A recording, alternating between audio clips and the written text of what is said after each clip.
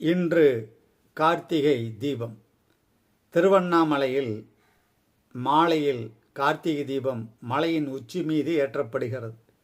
அதை மனதால் இதயத்தால் தரிசனம் செய்து கொண்டு வீட்டில் உங்கள் பூஜை அறையில் ஒரு விளக்கு, மண்ணாலான அகல் விளக்கு, நெய் தீபம் கொடுத்து ஒரே விளக்கு ஏற்றுங்க. பிரார்த்தனைகளை அந்த தீபத்திடம் சொல்லுங்க. வெற்றி நிச்சயம்.